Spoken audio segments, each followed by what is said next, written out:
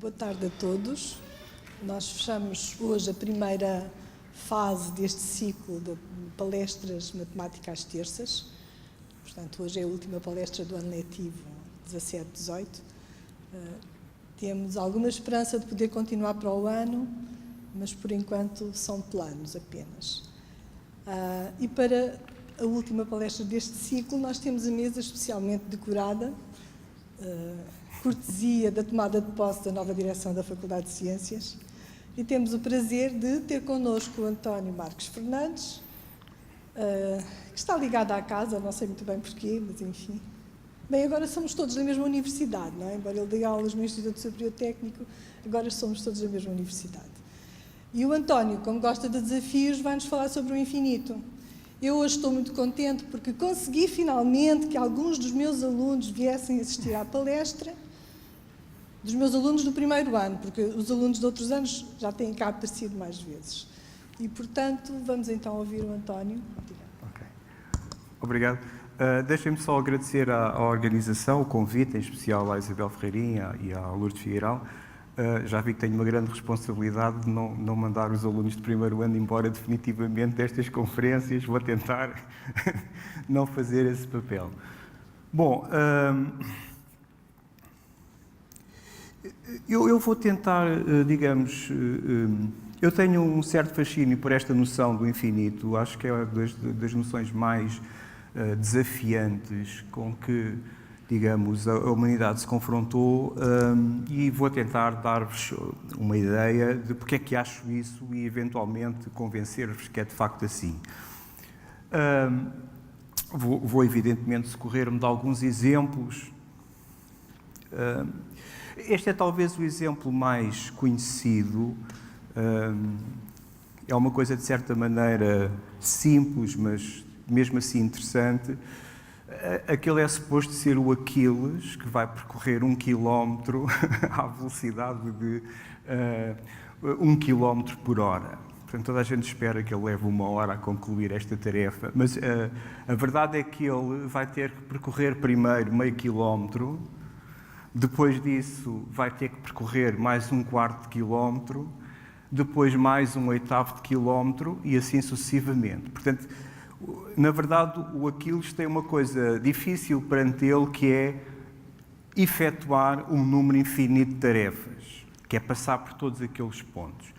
Bom, isto é um dos primeiros paradoxos que envolveu a noção de infinito. Aliás, é um dos paradoxos de Zenão.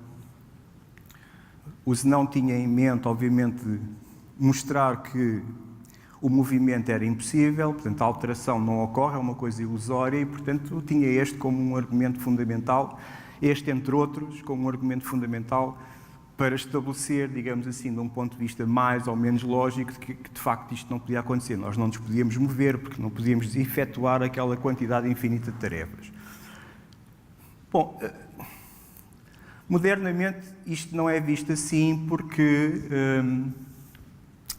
apesar de ser um número infinito de tarefas, nós podemos demonstrar facilmente, digamos assim, que tanto aquele espaço pode ser percorrido como o tempo para fazer aquilo tudo é de facto finito e é o que estamos à espera.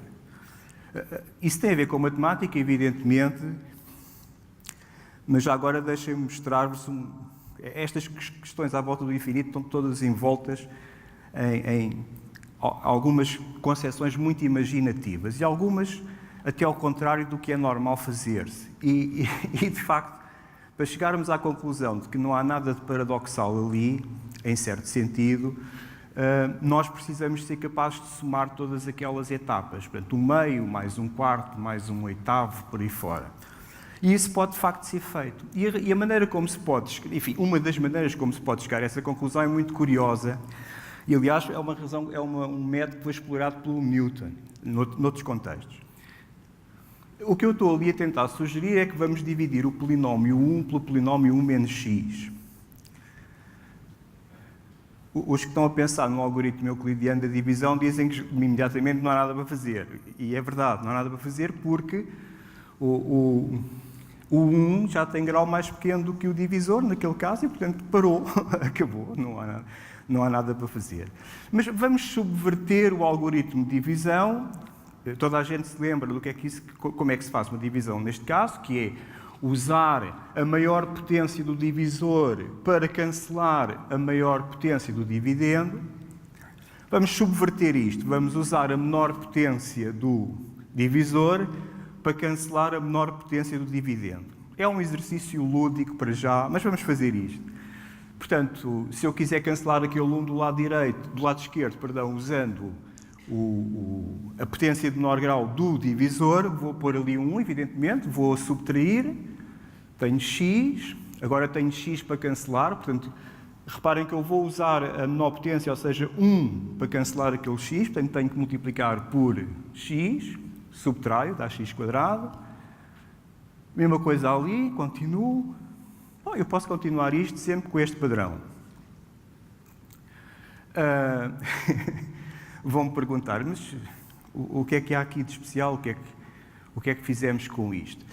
Isto parece não ter sentido nenhum, mas continua a ser válido uma lei fundamental, que é o resto mais o divisor vezes o quociente continua a dar o dividendo.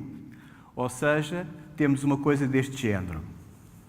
O divisor, o dividendo, multiplicam-se mais o resto... o divisor e o quociente multiplicam-se mais o resto dá o dividendo. É claro, vão-me dizer, eu vou continuando este processo, mas aquela potência de x é cada vez maior, aquilo parece estar cada vez mais complicado. É verdade se os números forem maiores que 1. Se os números estiverem entre 0 e 1, aquela potência é cada vez mais pequena. Portanto, no limite, se eu continuar este processo, o resto desaparece, porque ele vai tendendo para 0, o resto desaparece. E eu tenho, portanto, esta igualdade. Dividindo por 1 menos x, tenho isto. Bom, claro que agora é um passinho. Se eu substituir x por 1 meio, tenho, portanto, aquilo. A soma dá 2. E se eu subtrair 1 a ambos os lados, tenho o que espero, ou seja, aquela soma, apesar de infinita, dá 1. Isto significa que não só aquelas distâncias que foram vencidas por etapas, todas somadas, dão o tal quilómetro que ele tinha para percorrer, como fez isso, como esperado, ao fim de 1 hora.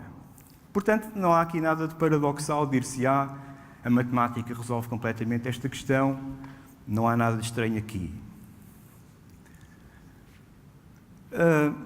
Há quem diga que não é bem assim, porque o que o Zenão contrapôs foi a possibilidade de efetuar um número infinito de tarefas, uma a uma, não de as completar à passagem, como acontece neste caso. Bom, é um debate mais filosófico, eu não vou entrar por aí. Em todo o caso, vou propor-vos uma nova experiência que, de certa maneira, nos vai decepcionar. Imaginem as mesmas etapas exatamente para vencer. Primeiro meio quilómetro, depois meio quilómetro mais 1/4, e assim sucessivamente, tal como o Zenão fez. Imaginem isso. Mas agora da seguinte forma. Há uma lâmpada que vai fazer este trajeto. Inicialmente está apagada, depois move-se meio quilómetro e ali naquele ponto acende-se. Depois, neste ponto, apaga-se, depois, assim sucessivamente, sempre alternando, apaga, acende, apaga, acende, apaga, acende. Se a lâmpada se deslocar à velocidade de 1 km por hora, já vimos antes que ela vai, ao fim de 1 hora, estar num certo ponto. E qual é o estado da lâmpada ao fim dessa hora? Uma coisa que simula bem, digamos, o estado da lâmpada é uma sucessão. Podemos, por exemplo, pôr... Enfim, há várias hipóteses de fazer isso, mas uma hipótese é, quando está ligado é 1, quando está desligado é menos 1. Bom, naquela infinidade de passos, a sucessão que modela isso é menos 1 elevado a n, que é uma sucessão divergente. Portanto, o que a matemática nos permite concluir sobre isto é que, de facto, a lâmpada não tem estado nenhum, não está apagada nem está acesa ao fim de 1 hora. Naquele exato instante de tempo, não está nem apagada nem acesa. E isto já é um bocado surpreendente. Isto são tudo situações... Nós temos a tendência para chamar isto de paradoxo. Isto provavelmente só é um paradoxo no sentido em que os filósofos medievais classificavam certas coisas como milagres. Um milagre é seguramente uma coisa extraordinária, mas o São Tomás de Aquino dizia que contradiz as leis da física tal como as conhecemos. E isto não é sequer contradiz leis absolutas, é como as conhecemos. Portanto, isto é um bocado deste tipo. Provavelmente estes episódios far-nos-ão crescer do ponto de vista intelectual quando conseguirmos, digamos assim, dar um sentido a estas coisas. Eu tenho mais um exemplo que quero partilhar com vocês. Parece um bocado idiota, mas, enfim, a conferência é toda sobre o infinito, ninguém estranhará. São instalações da NASA no Ohio e o que estão aqui a ver é uma fotografia daquela que é a maior câmara de vácuo do mundo. É uma coisa gigantesca e fazem-se experiências de todo o tipo.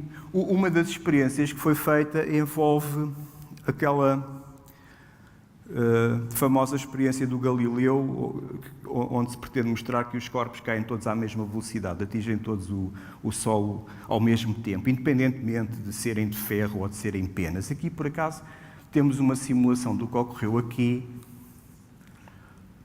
Isto foi efetuado dentro da câmara de vácuo e, como podem ver, aquele molho de penas e aquela bola maciça vão atingir o solo exatamente ao mesmo tempo. Este movimento, isto que acabaram de ver, foi feito de acordo com as leis da cinemática newtoniana. Não há aqui nada de extraordinário.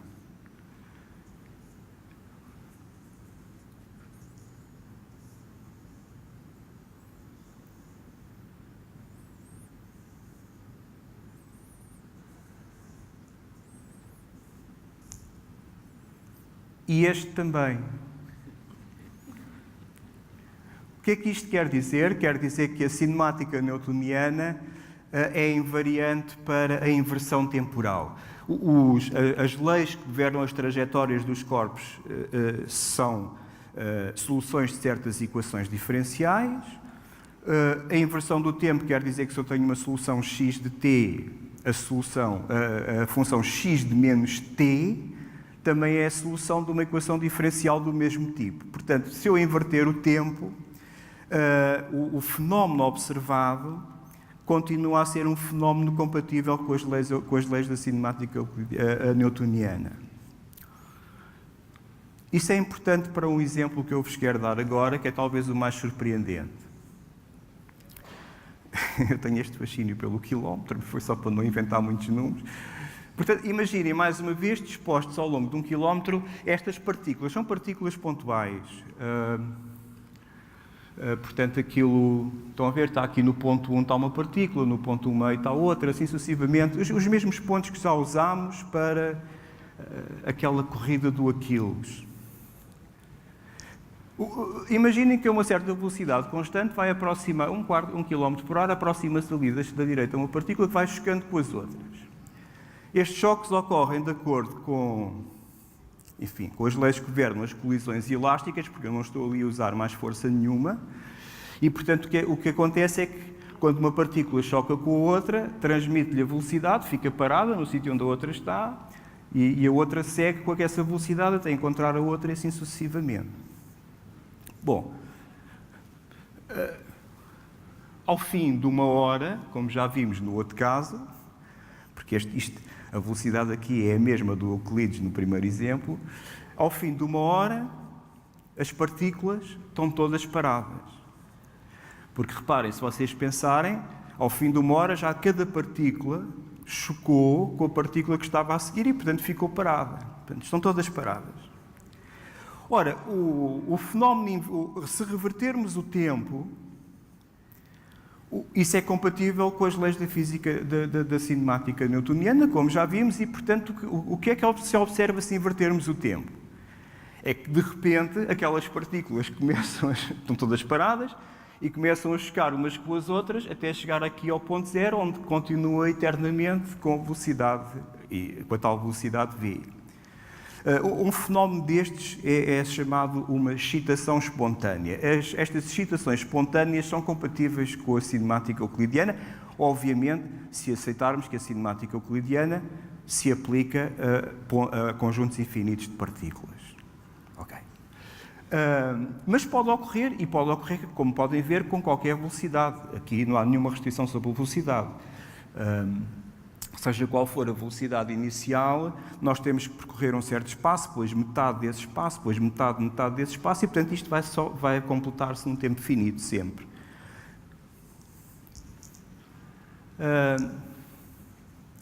A experiência mágica, digamos assim, agora é esta. Nós dispomos entre menos 1 e 1 aquelas partículas todas. Eles estão naqueles pontos com aquelas coordenadas, 1/2, 2/3, 3/4, portanto, n sobre n mais 1 e menos n sobre n mais 1. Então, elas vão se aproximar deste lado gradualmente de 1, daquele lado vão se aproximar gradualmente de menos 1. E porque pode acontecer, não estou aqui sequer a dizer que é fácil, que é difícil, que é quase impossível, esqueçam isso, estamos a falar de compatibilidade com as leis da física, é uma coisa diferente. O que pode acontecer aqui são sucessivas excitações espontâneas que tanto podem partir aqui da esquerda como partir da direita. E então o que é possível acontecer é que haja uma sequência infinita de excitações de um lado e do outro, que, como podem ocorrer com qualquer velocidade, eu posso sucessivamente admitir que a velocidade duplica e, portanto, o tempo passa sempre para metade em cada uma das etapas e, portanto, vai ser finito, porque já vimos que isto acontece. E o que vou fazer é... Há uma autoexcitação ou uma excitação espontânea que começa aqui do lado esquerdo, a uma certa velocidade. O que é que acontece? As partículas vão chocando todas umas com as outras, até que atinge a partícula zero, depois continua, até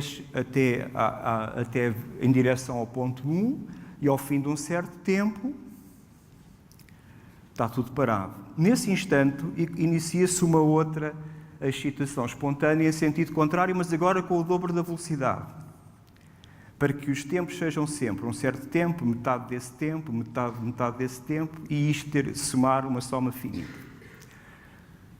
Fazemos isto, digamos, infinitamente. Ok? O que é que aconteceu entretanto? Reparem, as partículas, nestas excitações espontâneas, por um lado e para o outro, onde reparar, por exemplo, a partícula zero, quando vem deste lado, vai até o meio, passa a estar no ponto 1/2. Mas depois, quando a excitação vem do lado direito, ela passa do 1/2 para o zero. E, portanto, está sempre a oscilar entre o 0 e o 1/2. Por exemplo, só para dar aquele exemplo, as outras acontece o mesmo. Elas oscilam sempre entre duas posições. E oscilam cada vez mais depressa. Portanto, a pergunta que se pode fazer neste caso é: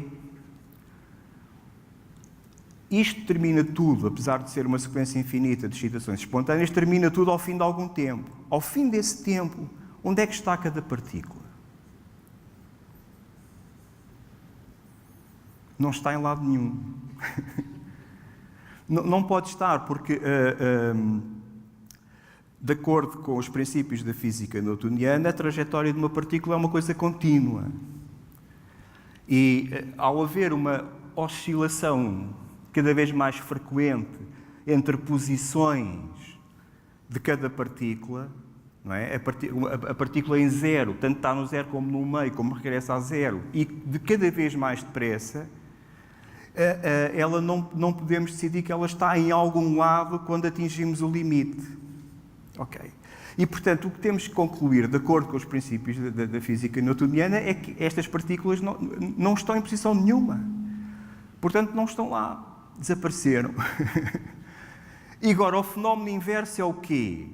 É, de repente, do nada, aparecem estas partículas.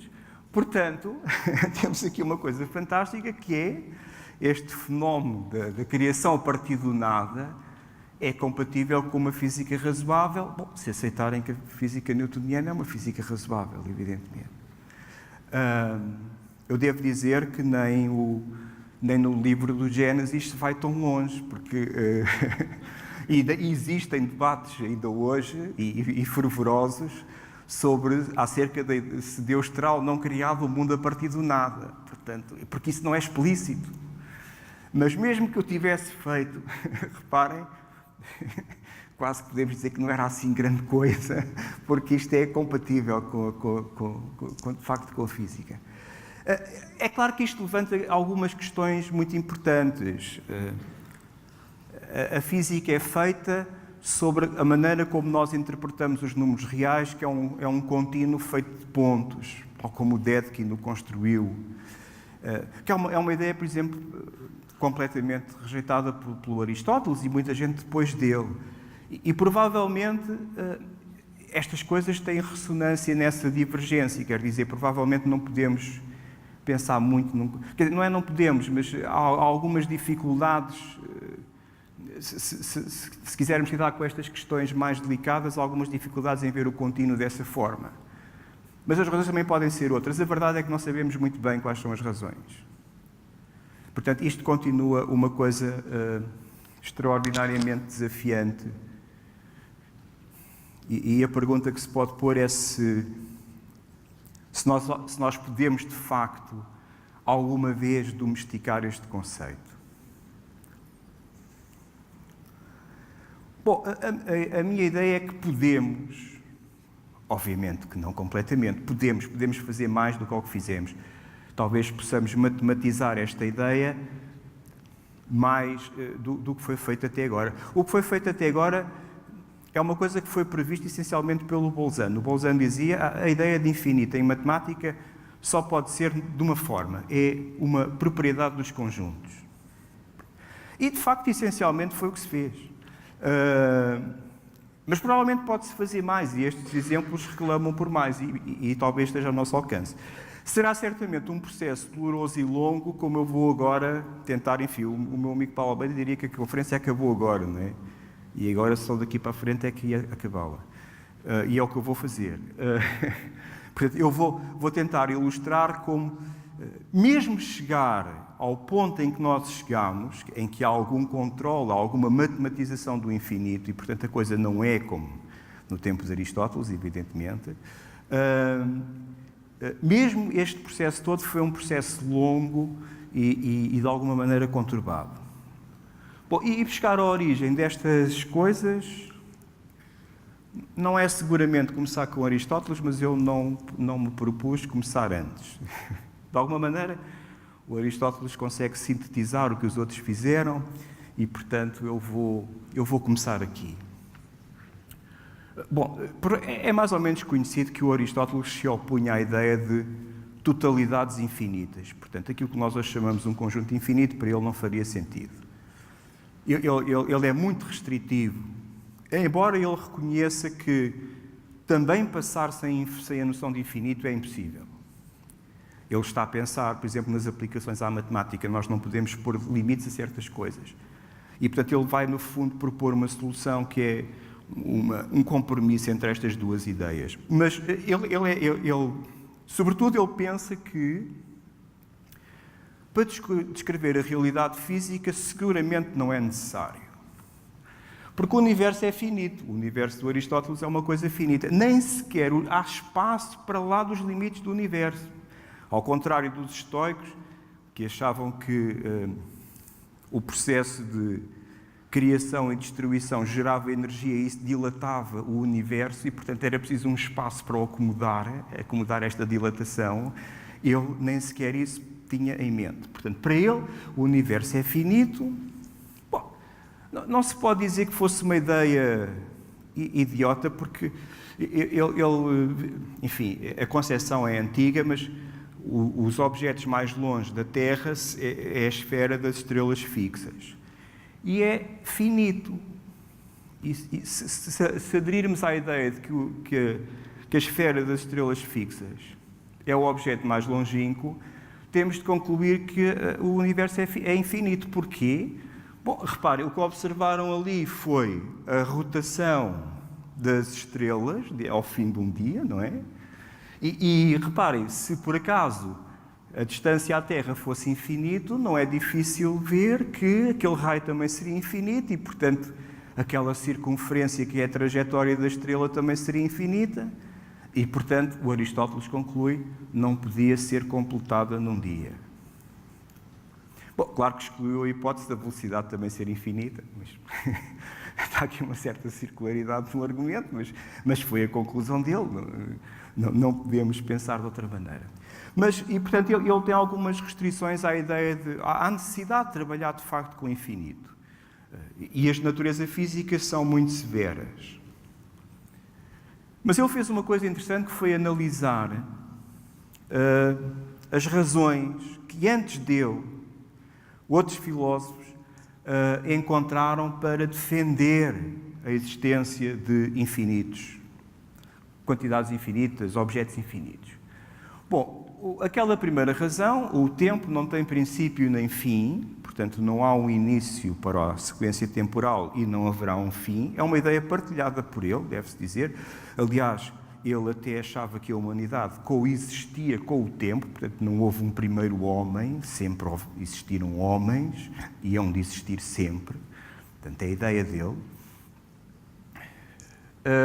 Depois, aquela segunda razão que tem a ver com uma questão mais matemática, as grandezas são suscetíveis de divisão ad infinitum, quer dizer, eu se tenho um segmento de reta posso parti-lo.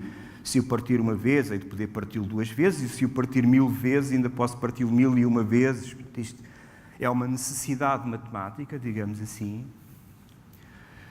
A criação e destruição são eternas e isso requer uma reserva material infinita. Ou a criação e destruição podem ver isto basicamente como a transformação das coisas umas nas outras, e, portanto, este ciclo é eterno. E, portanto, precisa de uma reserva material infinita. É uma das razões que se apontava. Segundo ele,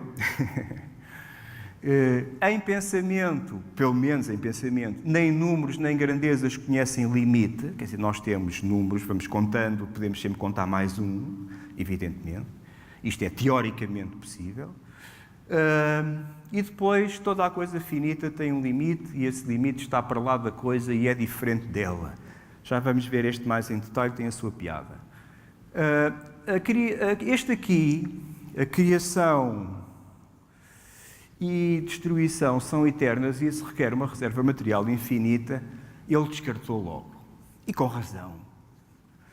Uma espécie de lei de Lavoisier deita logo isto fora, não é? Porque as coisas não têm que se destruir, elas organizam-se e desorganizam-se, transformam-se umas nas outras, mas aquela matéria primordial pode resistir e está sempre disponível para ser, digamos, reorganizada de outra maneira. Portanto, não é isto que efetivamente requer uma noção de infinito. Ou pelo menos não necessariamente, portanto, não é uma boa razão. Portanto, ele esta descartou logo, com um argumento que é válido ainda hoje. Esta aqui, toda a coisa finita tem um limite e esse limite está para lá da coisa e é diferente dela. Isto só por si não quer dizer nada, mas a verdade é que isto pode integrar aquilo que se chama um argumento de regressão infinita e justificar a existência de uma infinidade de objetos. O argumento é muito fácil de descrever, eu vou descrevê-lo oralmente. Resisti à tentação de fazer um boneco e vou descrevê-lo oralmente. Claro que tem alguns pressupostos, que um deles é que há pelo menos uma coisa no universo, algo que ninguém discute, não é? Mas temos uma coisa no universo, peguemos nessa coisa. Se ela é infinita, há uma coisa infinita. Se não é, é limitada. O limite da coisa é diferente dela, portanto, é uma coisa nova.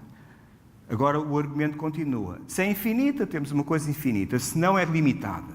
Outra coisa que é diferente da primeira. E assim sucessivamente. O argumento pode continuar ad infinito, registando, digamos assim, uma infinidade de objetos disponíveis. Não deixa de ser curioso que este tipo de argumento, nós temos uma coisa e podemos produzir uma coisa diferente dela. E estas coisas são todas diferentes. O além dela implica aqui uma certa transitividade da relação e, portanto, justifica que são todos diferentes, de facto. Não deixa de ser curioso que isto tem algum paralelismo com a maneira como o Dedekind demonstra, enfim, vocês não vão achar isto uma demonstração, porque são matemáticos do século XXI, não vão achar isto uma demonstração, mas o Dedekind demonstra que há um conjunto infinito. E é curioso que o argumento tem alguns paralelismos com este argumento de regressão infinita. Quer dizer, pelo menos na maneira como se usa o facto de, tendo um objeto, podemos sempre encontrar outro para além dele. Esta é uma definição do que é ser infinito. É existir uma função injetiva do conjunto nele próprio que não é sobrejetiva. Se vocês tentarem isso com os conjuntos finitos, vão ver que não é possível acontecer isto. Por exemplo, nos naturais, que é infinito, é possível. Basta associar a cada n o n mais 1. O zero fica de fora da imagem deste conjunto. E, portanto, é Dedekind infinito. O que ele vai dizer... Perdi a ligação, não sei porquê, mas já devo retomar rapidamente. Podemos perguntar-nos, evidentemente, se existem estes conjuntos. O Dedekind prova que sim, e a prova é absolutamente deliciosa. Isto está ali. Tem várias particularidades. Se vocês considerem que aquele S grande e pequeno não são símbolos matemáticos, não tem um único símbolo matemático, que é uma coisa curiosa. Mas a prova dele é muito simples. Sim, claro que sim. S é o conjunto das coisas que podem ser objeto do meu pensamento. Como eu posso pensar em várias coisas, posso pegar naquele S minúsculo, que é um elemento de S, coisa qualquer que vocês pensem, não interessa. Posso sempre associar a S um novo elemento, designadamente, o pensamento seguinte. S pode ser objeto do meu pensamento. Portanto, reparem, temos o S, que é uma coisa que pensaram, e depois o outro pensamento diferente deste. S pode ser objeto do meu pensamento, que é uma coisa diferente. Não, bastam breves momentos para perceber que isto é uma aplicação injetiva. E claro, ele conclui, mas não é subjetiva. Porquê? Porque, precisamente, o meu ego, que é uma coisa que pode ser objeto do meu pensamento, não é daquela forma. Não tem aquela forma, não é do tipo, eu posso pensar nisto. Ok? E, portanto, o conjunto é infinito. Tem algumas ressonâncias com aquele exemplo, porque, no fundo, é uma iteração do estar sempre a ir além de qualquer coisa, a construir uma coisa mais complexa à custa de outra, mas sempre com o mesmo tipo de estrutura. Portanto, não sei porque estou aqui a perder. Ok. Bom, de qualquer maneira, o Aristóteles também não teve grande apreço por isto. E não teve grande apreço por razões que também são razoavelmente válidas. A ideia dele é que há uma certa confusão quando se diz que um objeto infinito tem um limite, que esse limite vai para além do objeto. É como se não fizesse parte dele. Ele discorda disto. Ele diz, as pessoas estão a confundir isto como uma relação em que há um contacto entre duas coisas. Uma coisa que é exterior, a outra contacta com ela, e é isso que produz o limite. E ele diz, não, isso não acontece. O limite é uma coisa intrínseca à própria coisa, não vai para além dela, faz parte dela. E, portanto, o argumento não serve. E tem razão. Aceitando esta ideia, o argumento não serve. Seja como for, ele também descarta isto, sobra isto. Que são coisas, tirando a primeira, que é especulativa, evidentemente. As outras duas são coisas muito razoáveis, aliás, são coisas que os matemáticos faziam uso permanentemente e, portanto, sem isto não se pode viver. Não podemos ter só os números até 50, nem podemos permitir-nos fazer só 30 divisões de um segmento de reta. Temos que ser capazes de ir além disto se for necessário, porque senão a coisa não funciona. E, portanto, sem isto não podemos prescindir. Mas reparem, estas coisas que estamos a descrever, contar tanto quanto se queira, ou dividir tanto quanto se queira, isto são coisas que têm a ver com o assegurar que um determinado processo muito específico se pode continuar sempre. Quer dizer, não há um limite para as suas etapas. Se precisarmos de mais uma, podemos fazer isso. E isso, essencialmente, é o que está na base desta distinção, que é a distinção que faz o Aristóteles entre o infinito atual, que é a coexistência de uma infinidade de coisas, e o infinito potencial, que tem muito mais a ver com esta ideia de poder continuar um processo sem ter que o parar em determinado momento. Portanto, não há um limite para as etapas do processo, mas nós não completamos o processo no sentido em que efetuamos uma infinidade de etapas desse processo. Esta distinção, devo dizer que vai-se manter viva até finais do século XIX, praticamente. Do século XIX. Até é uma coisa, foi mesmo influente esta ideia. O Gauss diz que não há infinitos em matemática, por exemplo. Muito depois já de outras pessoas terem utilizado infinito para trás e para a frente, como vamos ver ali a seguir. Mas manteve-se uma ideia muito influente. Aliás, o Aristóteles foi confrontado com a questão de como é que ele podia defender, ao mesmo tempo que não há infinitos atuais, e defender a eternidade do mundo e a coexistência da espécie humana, a eternidade do mundo e a coexistência da espécie humana com essa eternidade. Como é que ele podia defender isso? Porque, afinal de contas, existiram, se olharmos para o dia de hoje, existiram uma infinidade de pessoas que viveram no mundo. Ele defendeu-se disso com um argumento, enfim, uma escapada razoável, que é, mas não coexistem. Foram morrendo e, portanto, em cada momento só existe uma quantidade finita de pessoas no mundo. E, portanto, isso não é um problema, podemos escapar disso. Bom, não foi um problema para ele, mas foi um problema para o Avicena. O Avicena, enfim, foi um monte de coisas, médico, filósofo, matemático, astrónomo, pronto, como era típico nestas alturas. E ele, de facto, vai debater-se com um problema que tem a ver para o qual esta saída do Aristóteles não vai funcionar. Ele também vai partilhar da ideia da eternidade do mundo, mas, por várias razões, também vai defender a ideia da imortalidade da alma. Portanto, entre as várias possibilidades que existiam para as almas das pessoas que morrem, o Avicena, através de uma sequência de argumentos, chega à conclusão que as almas deviam sobreviver individualizadas e permaneceriam assim para sempre, eternamente. Portanto, não há reencarnação, ele é contra isso, ele, aliás, dá um argumento contra isso.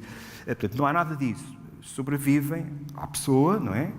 E de uma forma individual. E para isto, é claro que o argumento do Aristóteles já não serve, porque se elas permanecem eternamente, como houve uma infinidade de pessoas, de facto as pessoas foram desaparecendo, mas estas almas sobreviveram todas individualmente, portanto são em quantidade infinita. E ele vai ter que resolver este problema.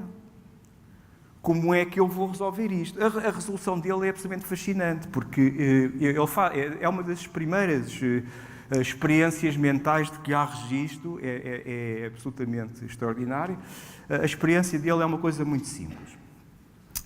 Isto são dois raios que são projetados da Terra e que supostamente são infinitos. Ok. O raio de cima serve apenas de controle. O raio de baixo nós vamos lhe fazer uma coisa que é, ali a uma certa distância da Terra, cortamos e removemos um bocadinho. E depois o que vamos fazer a seguir é puxar o raio novamente para a Terra na mesma direção. Portanto, puxa-se. Pode acontecer isto. Continua tudo na mesma.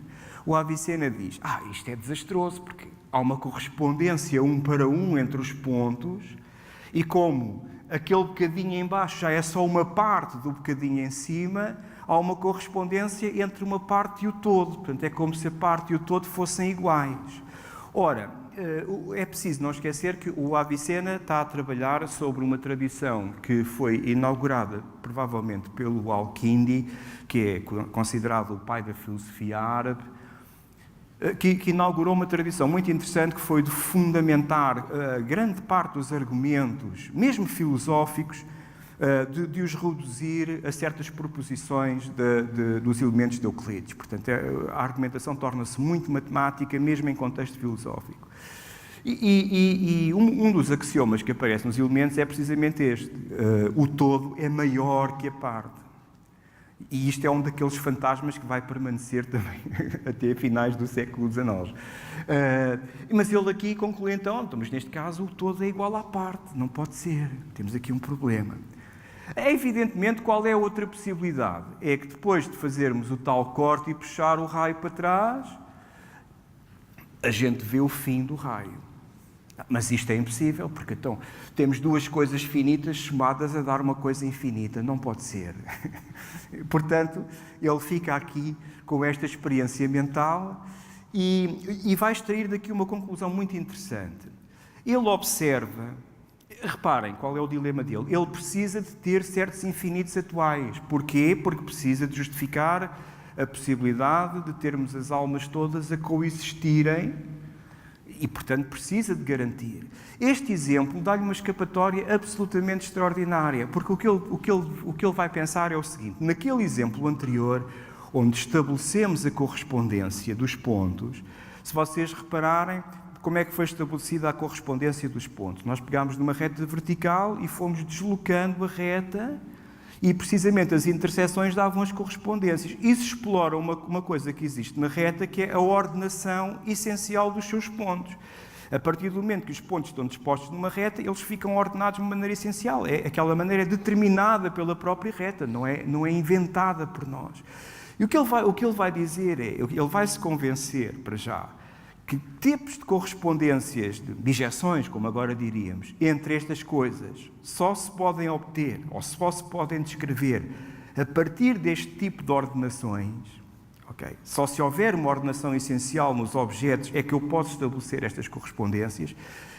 Quando elas não existirem, as correspondências não se podem estabelecer e, portanto, o princípio, o todo é maior que a parte, não é violado. E, precisamente, ele vai dizer isso mesmo. No caso das almas, não há uma hierarquia essencial entre elas. Portanto, elas estão essencialmente desordenadas e, portanto, não há possibilidade nenhuma de estabelecer uma bijeção entre o todo e a parte e, portanto, o problema, digamos, isto está salvaguardado e estas podem existir. Não deixa de ser muito curioso, porque é uma restrição que, por exemplo, do género, o Cantor fez uma restrição deste tipo muito mais tarde e até, digamos, com um critério muito mais fraco. A determinada altura, o Cantor, provavelmente até antes do Russell, descobriu que havia conjuntos, na sua primeira ideia de conjunto, havia conjuntos que geravam contradições. E ele disse uma coisa muito simples. Bom, há certas coleções que geram contradições, não são conjuntos. As que não geram são conjuntos. Pronto, é uma coisa muito simples. O Avicena faz uma coisa semelhante, reparem. Embora tenha um critério. Não vamos discutir se o critério está bem estabelecido ou não. Não está. Há ali falhas, obviamente. Mas é um critério. É um critério que lhe permite separar totalidades infinitas que podem existir de totalidades infinitas que não podem existir. Portanto, de certa maneira, ele vai relaxar a questão, digamos, a proibição aristotélica, abrindo portas para a existência de certos infinitos. É também a primeira vez que eu saiba, enfim, que aparecem dois critérios de comparação de objetos, o critério da bijeção, enfim, considerar duas coisas iguais, porque há uma bijeção entre os seus constituintes, e o axioma de Euclides, que é, portanto, o tal todo é maior que a parte, e que aqui jogam um contra o outro, gerando oposição e, portanto, contradições. Mas é a primeira vez que eles coexistem e que é dada alguma importância ao critério da bijeção também. Talvez pela primeira vez ele comece a parecer razoável, de modo que é preferível excluir as totalidades às quais ele se aplica e preservar só as outras que permitem assegurar que o axioma de Euclides se mantém. Eu não sei se tenho tempo. Não faz mal. O próximo exemplo que eu tenho para dar é do Galileu. Portanto, reparem, nós temos aqui, com o Avicena, surge, portanto, a consciência destes dois critérios, o axioma de Euclides e o critério da bijeção, como eu lhe chamei. E ele exclui aqueles em que as totalidades em que as bijeções se podem utilizar, porque isso contradiz o axioma de Euclides. O Galileu vai ter uma abordagem diferente. Bom, o Galileu, como sabem, foi julgado e depois foi colocado numa espécie de prisão domiciliária e é nesse contexto que escreve os discursos em torno de duas novas ciências e é aqui que aborda a noção de infinito. A noção de infinito é abordada por ele no contexto de um problema que é o chamado paradoxo da roda do Aristóteles. Eu não vou perder muito tempo a descrevê-lo, é interessante em si mesmo, mas não é esse o ponto que eu pretendo explorar. Nas discussões em torno deste paradoxo, o que acontece é que ele nota que há uma bijeção entre os pontos daquelas duas circunferências e é isso que ele usa para tentar resolver o paradoxo. Claro que ele não resolve bem, porque as coisas não se passam como ele pensa, mas a ideia dele é que ele explora este facto. Portanto, há uma bijeção entre os pontos. Reparem, se usarmos um raio, podemos estabelecer a correspondência bijetiva entre os pontos de um e do outro. Portanto, aquelas duas circunferências, apesar de terem perímetros diferentes, evidentemente têm o mesmo número de pontos. Ele vai tornar a coisa ainda mais complicada, porque a questão de ter os mesmos pontos relaciona-se com a questão do contínuo e, como sabemos, a questão do contínuo, sobretudo nesta altura, é uma coisa, e ainda hoje, mas sobretudo nesta altura, é uma coisa mal resolvida. Não há entendimento sobre qual é a natureza do contínuo. E este exemplo podia perfeitamente decorrer de algo que envolvesse a natureza do contínuo. E ele, na sequência disto, vai considerar um exemplo mais aritmético. Aqui temos os números todos até 287. De todos os números até 287, só estes é que são quadrados perfeitos. São muito poucos. Diriam, obviamente, que são menos. Mas a verdade, como o Galileu nota, é que há uma correspondência bijetiva entre uns e outros. Aquela correspondência que a cada número faz corresponder o seu quadrado é uma bijeção, portanto é de 1 para 1. São tantos uns quantos os outros. A solução do Galileu para isto é absolutamente radical. Ele diz o seguinte: no que diz respeito ao infinito, noções como igual, maior que ou menor que não se aplicam. Pronto, a abordagem é um bocadinho diferente, mas deixa que vos diga. Por um lado, não deixa de ser curioso que tem em pé de igualdade o critério da bijeção e o axioma de Euclides, portanto, não opta por nenhum deles. E pela primeira vez alguém diz que há um contexto em que este axioma de Euclides não se aplica, o que é uma novidade muito interessante. Novidade, aliás, de que o Leibniz estava consciente. O que o Leibniz escreve sobre isto é uma coisa dificílima de entender. Mas ele está consciente, ele conhece o que o Galileu escreveu sobre isto, discorda dele, como se vê ali. Ele pensa que o infinito não é maior que outro e a demonstração merece ser referida. Ele depois explica os detalhes da demonstração do Galileu, que é a exibição daquela bijeção. Segue-se que no caso do infinito, ou o todo não é maior do que a parte, como é a opinião de Galileu e de Gregório de São Vicente. O Gregório de São Vicente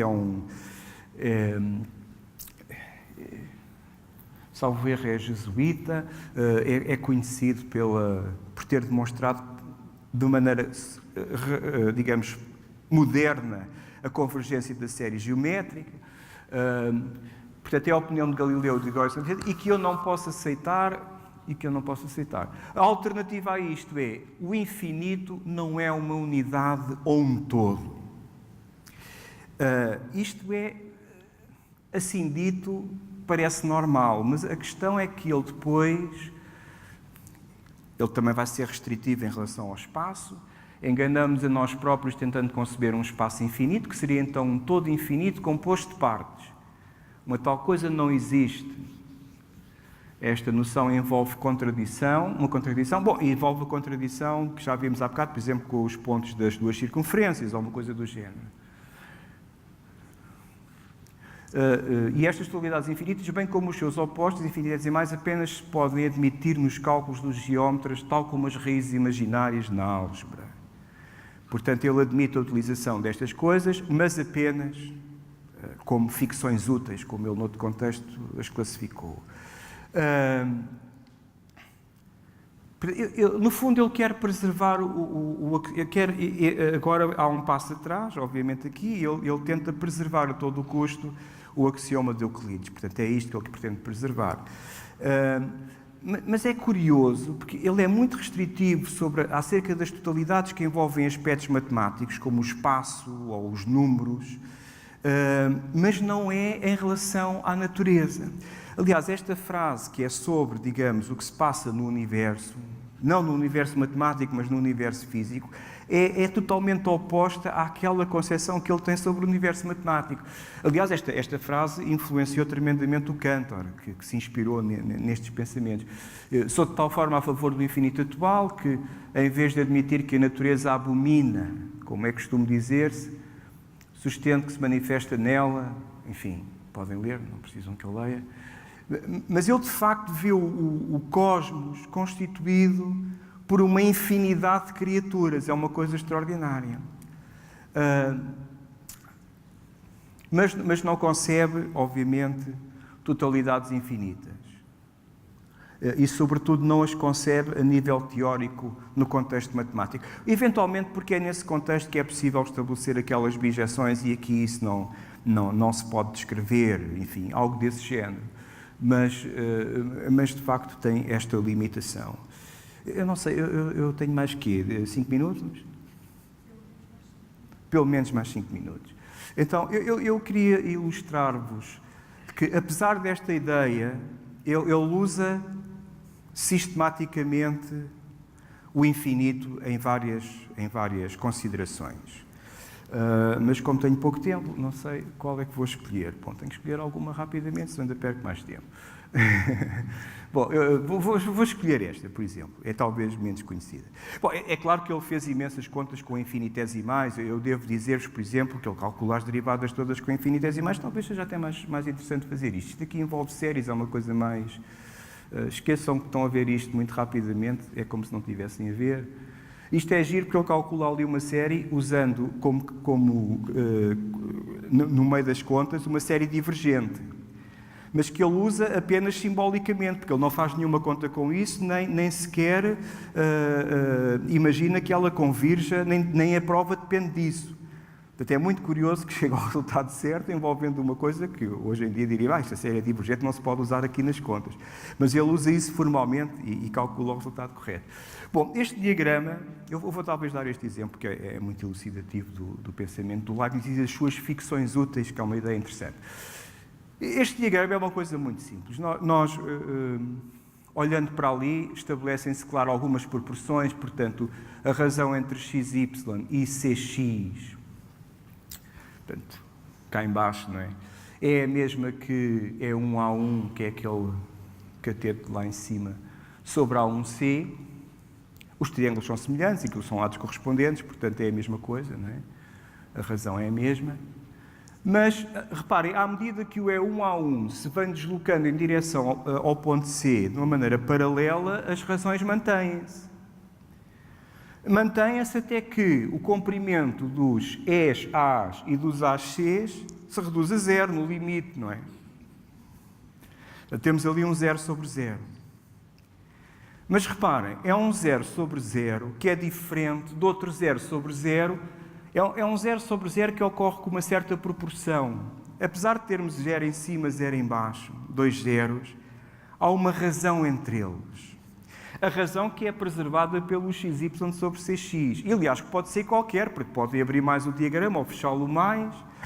O que o Leibniz imagina é que estas entidades existem. São manifestações de qualquer coisa. Muito mais tarde do que ele, já o Gödel dizia que estas percepções têm tanto valor em física como em matemática, e ele, enfim, um bocadinho mais cedo, achou que estava a pressentir a existência de qualquer coisa, portanto, deu-lhe existência. São os chamados infinitesimais. Bom, há Leibniz, eu sei que há aqui pessoas com outras ideias, mas eu... Leibniz. E isto permite calcular derivadas com um cálculo um bocadinho extraordinário, mas vão ver, interessante na mesma. Portanto, o que é que se faz aqui? Como é que isto funciona? Imaginem que localmente, portanto, quando se produz aqueles Ds qualquer coisa são infinitos, são notações para infinitesimais. Estas coisas que estão a ser zero, mas não da mesma maneira umas e as outras. Localmente, quando há um deslocamento infinitesimal da variável x, o gráfico da função, nessa vizinhança de x, infinitesimal, vamos imaginar é uma reta. Mesmo quando tem uma curva, naquele bocadinho é uma reta. Ou seja, a tangente coincide com a própria curva, não é como estamos habituados a ver na análise normal. E então, se nós vamos calcular a derivada, que é o declive da tangente, é calcular, digamos, o declive daquela reta. Bem, aquilo calcula-se por aquela fórmula. É o f de x mais dx menos f de x, que é aquela alturazinha do lado direito, é o chamado df, e depois cá em baixo a variação dx, que é a diferença entre os dois argumentos. Portanto, é aquele quociente. Aquele quociente que estão habituados a ver como notação, aqui é uma conta. É uma conta que envolve aqueles números. Pronto, consideremos aqui uma função que toda a gente sabe de cor qual é a derivada. O x ao cubo. Vamos calcular o quociente. Portanto, o que é que temos de calcular? F de x mais dx menos f de x, portanto, neste caso, x mais dx ao cubo menos x ao cubo. Faz as contas, dá aquilo. Cortamos ali o dx e agora começam os factos extraordinários. Temos ali 3x² mais 3x dx mais dx². O que é que isto tem a ver com a derivada usual? Tem a ver no seguinte sentido. Aquilo que temos ali são diferentes tipos de infinitesimais. Por exemplo, o dx² é aquilo que se chama um infinitesimal de segunda ordem. Se houverem infinitesimais de ordem inferior numa soma de expressões, os infinitesimais de segunda ordem anulam-se. Eu esperava conseguir isso. Ok, portanto, aquele dx² tem ordem superior ao 3x dx, que é um infinitesimal de primeira ordem. Agora, quando multiplicamos um número ordinário por um infinitesimal, temos um infinitesimal. Pronto, temos 3x dx. Por outro lado, se estivermos a somar um número com um infinitesimal, lembrem-se que o infinitesimal é zero, não é? Portanto, ele desaparece. Também desaparece. E temos, finalmente, o 3x². É claro que vão achar, isto é um bocado fantasioso, quer dizer, então andamos aqui a fazer estas contas e a fazer estas considerações com os graus dos infinitesimais.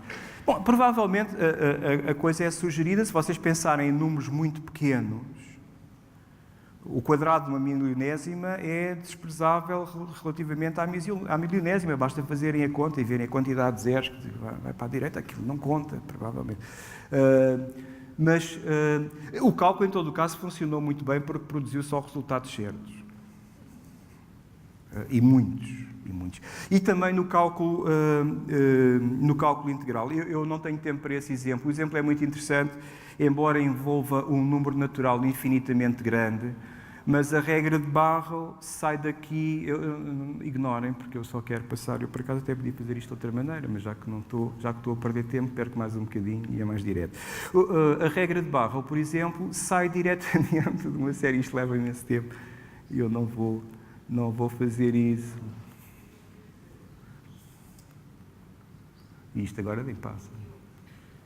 Ok, a regra de Barrow sai de uma maneira muito simples, cancelando somas, termos numa soma, portanto, ficando com o primeiro e o último termo. Uma coisa puramente algébrica, é muito interessante, mas fica para outra ocasião.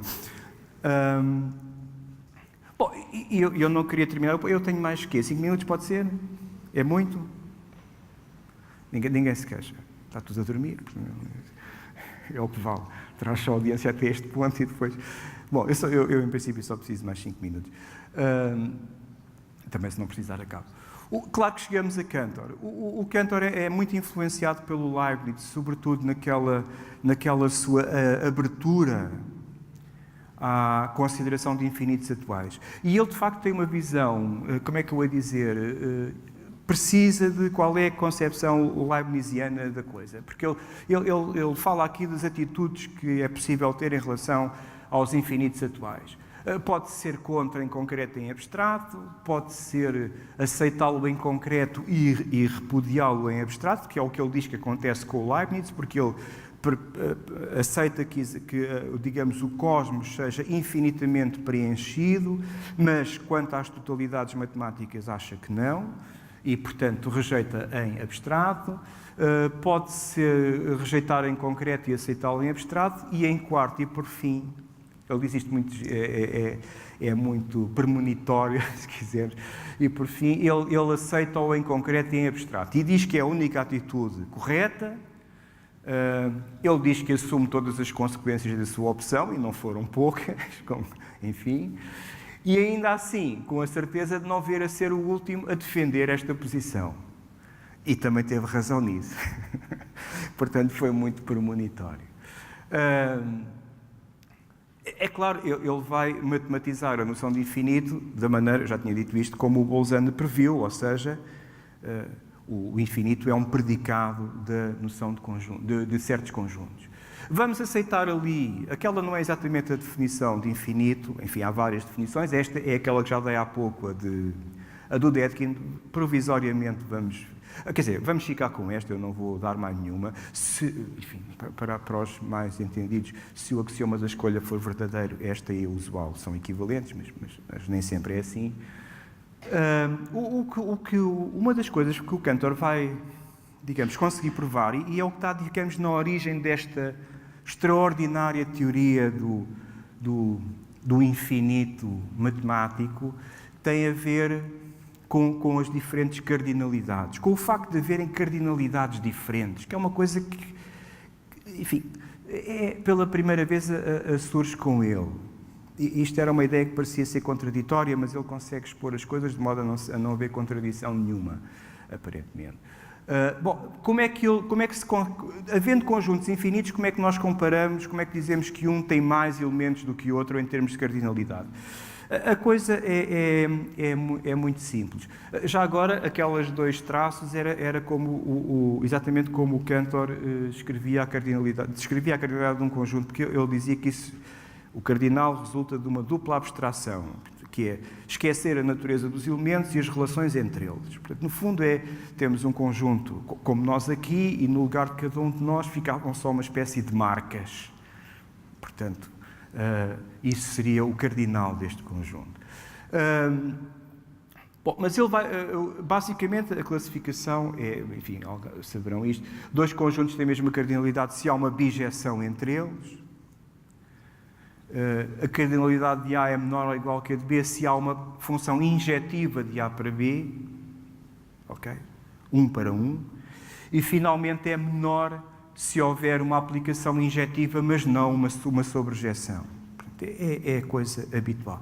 E o Cantor, de facto, prova esta coisa extraordinária, aliás, com uma demonstração super interessante, que a cardinalidade de X é menor que a cardinalidade das partes de X. As partes de X é o conjunto formado por todos os subconjuntos de um dado conjunto. A cardinalidade é menor. Há uma aplicação injetiva, óbvia, o X vai para o singular, para o conjunto singular que tem o X, isto é uma função injetiva, mas ele demonstra, por um argumento de diagonalização, enfim, não interessa, que não pode haver nenhuma bijeção. E, portanto, reparem, nós temos aqui, iterando esta operação de partes de a possibilidade de, a partir de um conjunto infinito, por exemplo, o conjunto de números naturais, formar logo uma sequência de cardinalidades todas diferentes. Ele até vai mais longe, ele isola uma sequência de conjuntos especiais, digamos assim, que serviam como uma régua para medir todas as cardinalidades possíveis. Quer dizer, ele acredita que todos os conjuntos podem colocar em correspondência bijetiva com uma destas coisas, aqueles são chamados números Aleph. Por exemplo, o vazio tem cardinalidade 0. Qualquer conjunto daquele tipo tem cardinalidade 2, pode ser... Enfim, é claro que depende de como é que escolhemos o 2. Mas, se quiserem, podem imaginar o 2 como sendo um conjunto formado por duas marcas, quaisquer, enfim. O Aleph zero é a cardinalidade dos números naturais, também é a cardinalidade do Q, é possível provar que tem a mesma cardinalidade. A cardinalidade, por exemplo, dos reais, é possível provar que é a mesma das partes de n. Mas das partes de n, qual é? Bom, podíamos, como é maior, podia ser Aleph 1. E, aliás, o Cantor oscilou entre esta hipótese, digamos assim. Mas, na realidade, modernamente, que temos uma teoria formal e axiomatizada, pode ser quase qualquer coisa dali para a frente. É uma questão que não se consegue decidir. Portanto, apesar deste sucesso, a coisa ainda tem as suas brechas, digamos assim. Mas, de facto, isto teve enorme impacto, sobretudo torna possível uma coisa que se julgou sempre impossível, que era, ao contraditório, o facto de haver infinitos com cardinalidades diferentes. Não havia, o Cantor sabia isso perfeitamente, não podia haver o cardinal maior de todos, porque o cardinal maior de todos seria um conjunto e as suas partes teriam que ter cardinalidade maior. Portanto, ele sabe isso, não há um cardinal maior do que todos. E sabe isso e fica todo contente, deve-se dizer. Atualmente há uma série de teses sobre ligações da teoria de conjuntos de Cantor a aspectos teológicos, e ele de facto ficou muito contente com isso, porque, aliás, este termo transfinito não é ingênuo, digamos assim. Ele escolhe chamar a isto números transfinitos porque ele reserva, digamos, o termo infinito para o infinito absoluto, que ele acha que é uma coisa propriedade de Deus. Estes números transfinitos são continuações do finito, por assim dizer, mas ainda assim acessíveis a nós. E, portanto, há trocas de correspondência entre ele e salvo erro, um cardeal, onde falam sobre esta coisa e diz-se ser muito, enfim, de certa maneira respeitoso, não é? A pessoa tem algum receio de ofender qualquer coisa. Bom, eu vou mesmo terminar, já estou até a abusar muito. O que viram aqui foi um percurso descrito de uma maneira muito rápida de todas as dificuldades que houve em lidar com um dos aspectos do infinito. E espero que, provavelmente perceberam, espero que sim, que muitas vezes houve obstáculos, que são obstáculos conceptuais, mas muitas vezes também houve obstáculos que resultam do facto da pessoa se amarrar excessivamente a certos conceitos e, digamos, prescindir da liberdade de os pôr em causa. Precisamente que é uma coisa que o Cantor achava que não fazia parte da essência da matemática. Ele dizia a matemática é inteiramente livre nos seus desenvolvimentos e os seus conceitos apenas se subordinam à necessidade de serem consistentes e de se adequarem aos conceitos previamente introduzidos a partir de noções precisas. Em certo sentido, isto é uma ideia de perfeição à Leibniz. O Leibniz, uma das razões porque ele achava que o mundo tinha uma quantidade infinita de coisas é porque é uma espécie de princípio de maximalidade. Havendo a hipótese de ter mais coisas, preservando uma ordem entre elas, a coisa é mais perfeita se de facto atingir esse máximo, se tiver o máximo possível dentro de certos constrangimentos. E aqui o constrangimento, o único constrangimento, aliás óbvio, que o Cantor coloca à atividade do matemático é a consistência das ideias. Portanto, não se pode ceder, segundo ele, a uma espécie de preconceito intelectual. A pessoa não deve ter medo de experimentar estas coisas, de ser arrojado e experimentar estas coisas novas. Aliás, ele tem tanto esta ideia que classifica a essência da matemática precisamente como sendo a sua liberdade. Pronto, eu acho que agora sim já posso terminar. Peço desculpa por vos ter roubado mais tempo do que o que devia. Obrigado.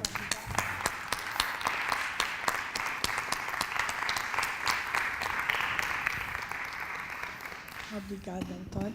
Nada. Não sei se alguém quer fazer alguma questão. O António não nos deixou muito tempo Pois, para pois, perguntas, eu de sei, propósito, eu eu sei. acho. Mas, de qualquer forma, ainda podemos fazer algumas observações. Sim, sim, estejam à vontade. Não, estamos todos... Estão todos extenuados.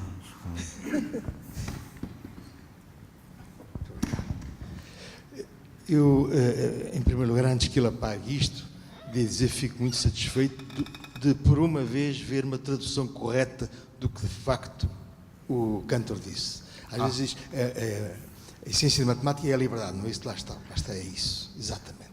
A sua liberdade. E, precisamente, também lá está. Sim, sim. Isso é um primeiro comentário. Depois, realmente, o segundo comentário é o seguinte.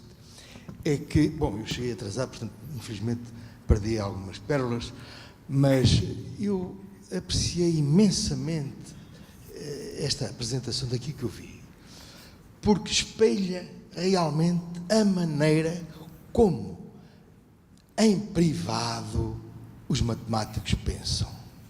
Ou seja, pensam filosoficamente. Depois, naturalmente, que os matemáticos têm aquelas obrigações de, quando, enfim, falam em público, não é? Têm que, ou seja, quando escrevem, têm que ter as coisas de acordo com um certo critério, digamos, as demonstrações, etc, etc, que é a parte chata da matemática. A parte digna, realmente, da matemática e notável da matemática é precisamente a liberdade de pensar. E isso, enfim, foi aqui realmente tratado, não é? Desde o Avicena agora até o Cantor, não é? Sempre são postas em evidência as referências ao pensamento frágil e muito frágil e que pode, enfim, a cada passo estar errado, não é? Mas são as boias de salvação, de facto, de quem faz matemática. São os riscos de pensar. Os riscos que aparecem quando se pensa. São riscos, não se pode avançar sem esses riscos. E pronto, este era essencialmente o comentário que eu queria fazer. Ok. Obrigada. Não sei se há mais algum comentário.